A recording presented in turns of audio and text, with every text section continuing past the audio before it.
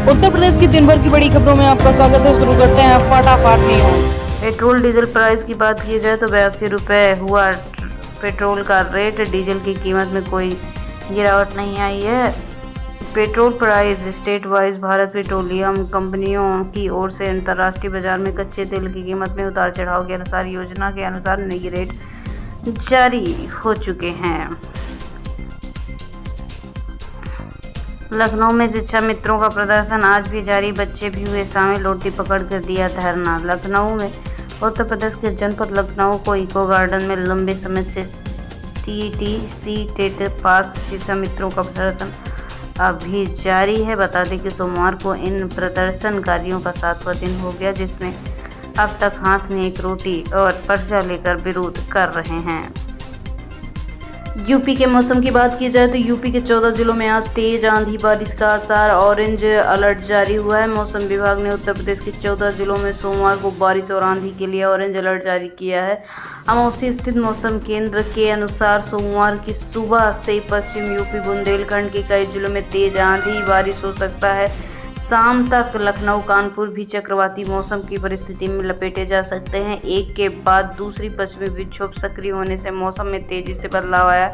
इसकी वजह एक ये भी है कि पहले से मौजूद 2 चक्रवाती परिस्थितियों से इसका मेल हो गया है। अरब सागर की नमी या चक्रवाती हवा तेजी पकड़ रही है। नतीजतन नोएडा में 78 किलोमीटर प्रति घंटा की रफ्तार से आंधी आई है। अमौसी स्थित मौसम केंद्र के अनुसार सोमवार की सुबह पश्चिमी यूपी बुंदेलखंड के कई जिले आंधी के साथ बारिश भी हो सकती है। शाम तक लखनऊ और कानपुर की चक्रवाती मौसम परिस्थितियां बदला सकती हैं। अमौसी स्थित मौसम केंद्र के अनुसार मध्य पाकिस्तान के ऊपरी निचले क्षोभमंडल में एक चक्रवाती परिसंचरण बना हुआ है। दूसरी ओर अपने देश में हरियाणा के ऊपर भी एक चक्रवाती स्थिति बनी है। इन दोनों के बीच एक ट्रफ बना हुआ है। इसी बीच मध्य क्षोभमंडल में उत्तरी पाकिस्तान की ओर से एक पश्चिमी विक्षोभ सक्रिय हो चुका है। लखनऊ में शिक्षा मित्रों का प्रदर्शन आज भी जारी। बच्चे भी हुए शामिल। रोटी पकड़ कर दिया धरना। लखनऊ में उत्तर प्रदेश के जनपद लखनऊ को इको गार्डन में लंबे समय से टीटीसी टेट पास शिक्षा मित्रों का प्रदर्शन अभी जारी है। बता दें कि सोमवार को इन प्रदर्शनकारियों का 7वां दिन हो गया, जिसमें अब तक हाथ में एक रोटी और पर्चा लेकर विरोध कर रहे हैं। यूपी के किसानों के लिए नई योजना का ऐलान। एक ग्राम पंचायत एक क्लस्टर मॉडल लागू होगा। योगी आदित्यनाथ ने किसानों की खुशहाली और खेतों की उन्नति के लिए एक नई योजना की घोषणा की है। इस योजना का नाम है national mission on natural farming. इस योजना के तहत एक ग्राम पंचायत एक क्लस्टर मॉडल लागू किया जाएगा, जिसका मकसद खेती को प्राकृतिक तरीके से करना और किसानों की आमदनी को कई गुना बढ़ाना होगा। पश्चिमी देशों में 80 साल बाद फिर वर्ल्ड वार का डर। 55% लोगों का मानना विश्व युद्ध होगा। रूस, अमेरिका और परमाणु हथियार इसकी वजह हैं।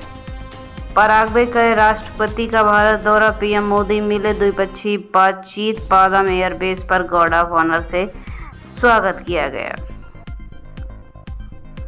बांग्लादेश ने करेंसी से पूर्व राष्ट्रपति मुजीबुर रहमान की तस्वीर हटाई। नए नोट पर हिंदू बौद्ध मंदिरों की तस्वीरें लगाई। 1972 से 5 बार बदले डिजाइन। बांग्लादेश के केंद्रीय बैंक ने रविवार को 1100 और 20 टका का नोट जारी किया है। इन नोटों से देश के संस्थापक राष्ट्रपति शेख मुजीबुर रहमान की तस्वीर को हटा दिया गया है। इसके अलावा 500, 200, 100 और 10 टका के नए नोट जारी हुए हैं। इसे लेकर बांग्लादेश सेंट्रल बैंक के प्रवक्ता आरिफ हुसैन ने कहा, नई डिजाइन में किसी व्यक्ति की तस्वीर नहीं होगी। नए नोटों पर पारंपरिक स्थलों को जगह मिली है। खान ने आगे कहा कि नए सेंट्रल बैंक का हेडक्वार्टर और बाद में देश भर की बाकी ऑफिसेज जारी किए जाएंगे। हालांकि पुराने नोट और सिक्के का चलन बना रहेगा। नए नोटों पर हिंदू बौद्ध मंदिरों की तस्वीरें छपी हैं। 1971 में बांग्लादेश बनने के बाद अब तक नोट के डिजाइन 5 बार 1972, 70 के दशक में, 1980 से 90 और 2000 से 25 के दशक में काफ़ी बदलाव किए गए हैं। अब्बास की सीट पर राज भरड़े बोले, मेरी पार्टी ही लड़ेगी, मैं उसके साथ खड़ा हूँ, कोर्ट जाते हैं तो साथ दूंगा, क्या फिर बगावत करेंगे। मंत्री ओम प्रकाश राजभर ने सोमवार को लखनऊ में प्रेस कॉन्फ्रेंस की। इस दौरान उन्होंने कहा कि मऊ सीट पर चुनाव हुआ तो उनकी ही पार्टी लड़ेगी। जिस आश्रम में दुष्कर्म हुआ उसकी जमीन का विवाद, गाजियाबाद में केयर टेकर बोली, 20 साल से यहाँ हूँ, 200 लड़कियाँ रह रही हैं, कभी कुछ नहीं हुआ। मैं अनाथ हूँ, घर परिवार में कोई नहीं है। मेरे साथ पहले दुष्कर्म हुआ, फिर टॉर्चर किया गया ताकि मैं पुलिस तक ना जाऊं, मगर जिंदगी बर्बाद करने वालों ने कोई कसर नहीं छोड़ी और मैं उनको नहीं छोड़ूंगी। ये गुस्सा 29 साल की एक महिला का है जिसके साथ गाजियाबाद के आश्रम में दुष्कर्म हुआ। महिला ने हिम्मत दिखाई और पुलिस तक पहुंची। जब आश्रम की संचालिका दिव्या योग माया सरस्वती और मेद राटिका और सबनम को अरेस्ट किया गया है।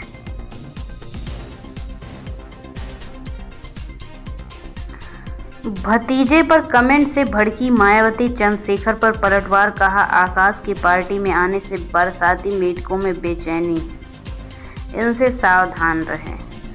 बसपा प्रमुख मायावती भतीजे आकाश आनंद पर सांसद चंद्रशेखर आजाद के कमेंट पर भड़क गई हैं। उन्होंने सोमवार को सुबह बिना नाम के चंद्रशेखर पर पहली बार हमला बोलते हुए उन्हें बरसाती मेढक कह दिया। मायावती ने कहा कि आकाश आनंद को पार्टी में चीफ नेशनल कोऑर्डिनेटर बनाए जाने के बाद से बहुत से लोगों में बेचैनी है। बरसाती मेढक की तरह संगठन और दलों के नेता लोग सावधान रहें। दरअसल चंद्रशेखर ने रविवार को लखनऊ में प्रबुद्ध जन सम्मेलन किया। इसमें उन्होंने कहा आकाश को जनता ने नकार दिया, मजबूरीवश उन्हें पार्टी से निकाल और फिर लिया जा रहा है। बसपा प्रमुख के पास कोई विकल्प नहीं है, उनका मैं सम्मान करता हूं। काशीराम और भीमराव अंबेडकर मिशन को अब हमारी पार्टी पूरा करेगी। मायावती ने चंद्रशेखर की एक बात का जवाब दे डाला।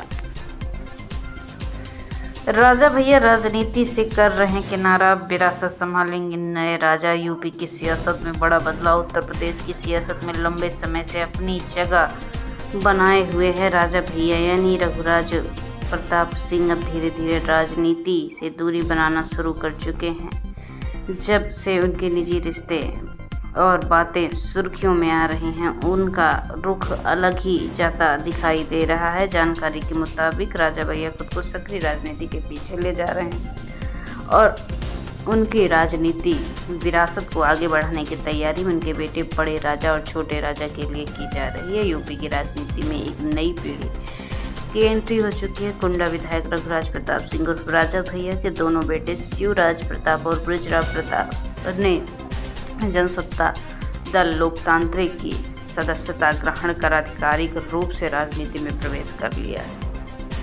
पार्टी के राष्ट्रीय महासचिव डॉक्टर के ओझा की मौजूदगी में दोनों युवाओं को पार्टी की सदस्यता दिलाई गई। ये घटनाक्रम राजा भैया की सियासी विरासत को आगे बढ़ाने की दिशा में एक प्रतीकात्मक कदम माना जा रहा है। सियासी जानकारी की माने तो राजा भैया बेटों को आगे करके राजनीति प्रतापगढ़ तक नहीं सीमित रखेंगे। यहाँ की सियासत को युवाओं के चेहरे के साथ और भी बड़ा बदलाव देखने को मिल सकता है।